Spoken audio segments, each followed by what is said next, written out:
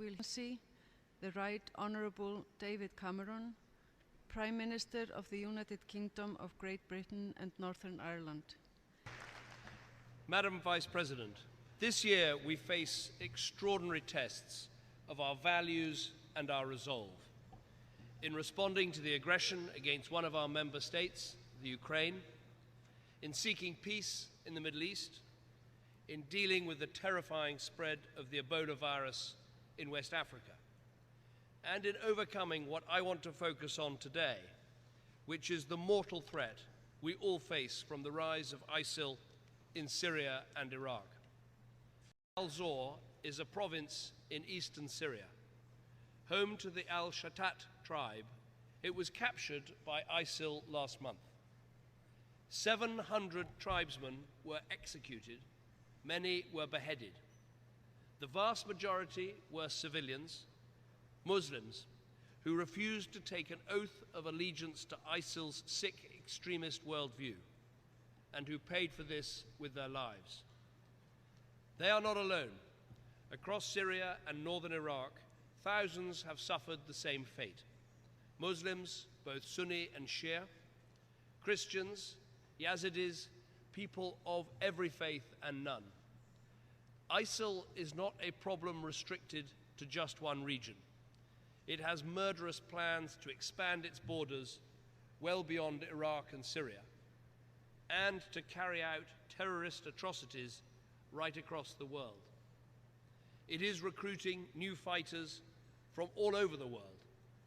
500 have gone there from my country, Britain, and one of them almost certainly brutally murdered 2 American journalists and a British aid worker. This is a problem that affects us all, and we must tackle it together. Now, there is not one person in this hall who will view this challenge without reference to the past, whether in Iraq, whether in Afghanistan. Now, of course, it is absolutely right that we should learn the lessons of the past, especially what happened in Iraq a decade ago. But we have to learn the right lessons. Yes to careful preparation, no to rushing to join a conflict without a clear plan. But we must not be so frozen with fear that we don't do anything at all. Isolation and withdrawing from a problem like ISIL will only make matters worse. We must not allow past mistakes to become an excuse for indifference or inaction. The right lesson is that we should act, but act differently. We should be comprehensive, defeating the ideology of extremism that is the root cause of this terrorism, so that we win the battle of ideas, not just the battle of military might. We should be intelligent, supporting representative and accountable governments and working with them at their requests, not going in over their heads. We should be inclusive, working with partners in the region who are prepared to be part of the solution, potentially including Iran. And we should be uncompromising, using all the means at our disposal, including military force, to hunt down these extremists. Let me take each of these in turn. The root cause of this terrorist threat is a poisonous ideology of Islamist extremism. This is nothing to do with Islam, which is a peaceful religion which inspires countless acts of generosity every day. Islamist extremism, on the other hand, believes in using the most brutal forms of terrorism to force people to accept a warped worldview and to live in a quasi-medieval state. To defeat ISIL and organizations like it, we must defeat this ideology in all its forms. As evidence emerges about the backgrounds of those convicted of terrorist offenses, it is clear that many of them were initially influenced by preachers who claim not to encourage violence, but whose worldview can be used as a justification for it. We know this worldview, the peddling of lies, that 9/11 was somehow a Jewish plot, or that the 7/7 London attacks were staged. The idea that Muslims are persecuted all over the world as a deliberate act of Western policy. the concept of an inevitable clash of civilizations. We must be clear, to defeat the ideology of extremism, we need to deal with all forms of extremism, not just violent extremism. For governments, there are some obvious ways we can do this. We must ban preachers of hate from coming to our countries. We must prescribe organizations that incite terrorism against people at home and abroad. We must work together to take down illegal online material like the recent videos of ISIL murdering hostages. And we must stop the so-called non-violent extremists from inciting hatred and intolerance in our schools, our universities, and yes, even our prisons. Of course, some will argue that this is not compatible with free speech and intellectual inquiry. But I ask you, would we sit back and allow right-wing extremists, Nazis or Ku Klux Klansmen to recruit on our university campuses? No. So we shouldn't stand by and just allow any form of non-violent extremism. We need to argue that prophecies of a global war of religion, pitting Muslims against the rest of the world, these things are nonsense. We need Muslims and their governments around the world to reclaim their religion from these sick terrorists, as so many are doing and quite rightly doing today. We all need help, and to help them with programs that channel young people away from these poisonous ideologues. And we need the strongest possible international focus on tackling this ideology, which is why here at the United Nations, the United Kingdom is calling for a new special representative on extremism. But fighting extremism will never be enough. Communism wasn't defeated simply by pointing out its flaws, but by showing that the alternative, economic freedoms, democracy, the rule of law, these things could build a better society and a better world. Young people need to see the power of a different, better, more open, more democratic path. The 20th century taught us the vital role of representative and accountable governments in offering their people opportunity, hope, and dignity. Of course, we should not be naive. Not every country can move at the same speed or even reach the same destination. And we should respect different cultures and traditions and histories. But let's be clear, the failure to meet people's aspirations can create a breeding ground where extremist and even terrorist insurgency can take root. Governments that only govern for some of their people cause deep resentment. In Iraq, the failure of the al-Maliki government to represent all of the people has driven some of them into the arms of extremists.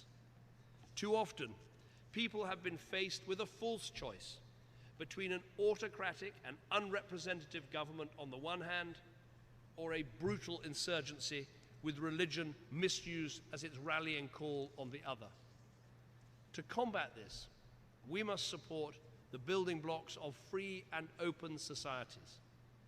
In Iraq, this means supporting the creation of a new and genuinely inclusive government, capable of uniting all Iraqis, Sunni, Shia and Kurd, Christians and others. In Syria, it must mean a political transition and an end to Assad's brutality. Now, I know there are some who think that we should do a deal with Assad in order to defeat ISIL. But I think this view is dangerously misguided. Our enemy's enemy is not our friend, it is another enemy. Doing a deal with Assad will not defeat ISIL because the bias and the brutality of the Assad regime was and is one of the most powerful recruiting tools for the extremists. Syria needs what Iraq needs, an inclusive, representative, democratic government that can look after the interests of all its people.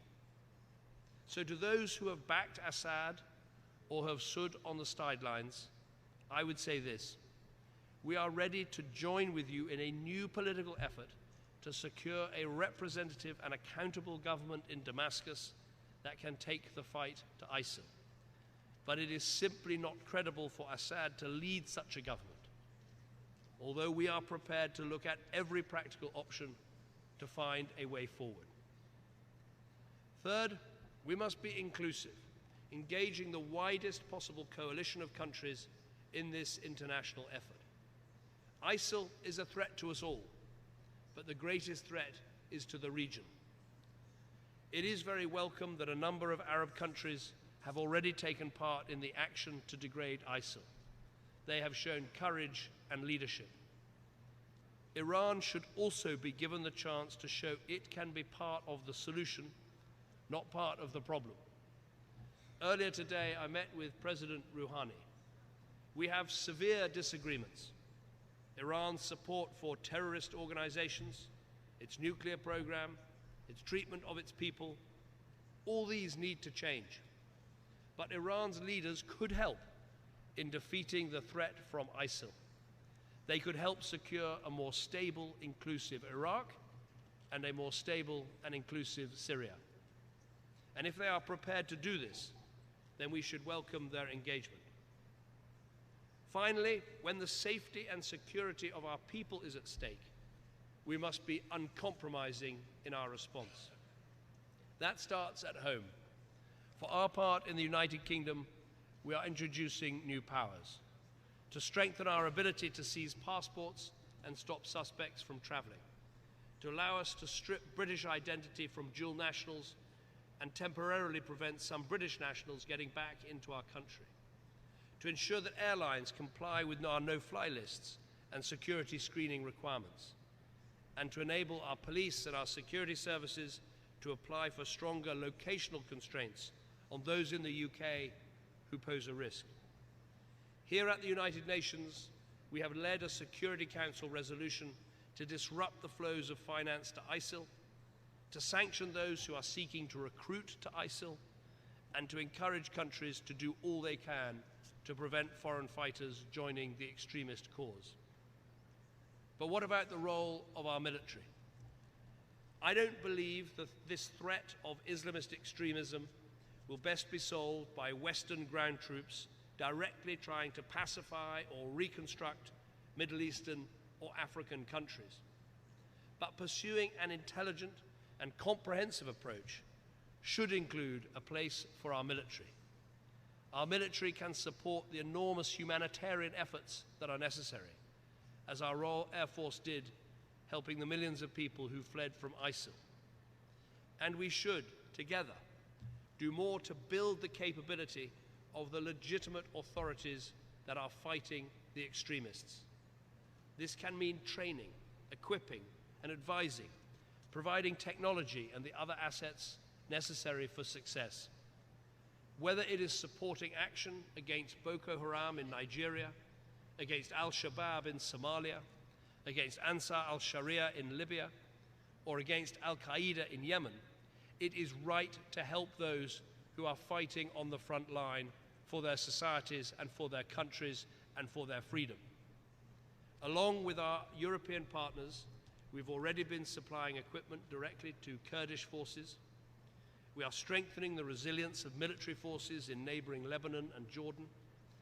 And British Tornado and surveillance aircraft have already been helping with intelligence gathering and logistic support to help those taking on ISIL in Iraq.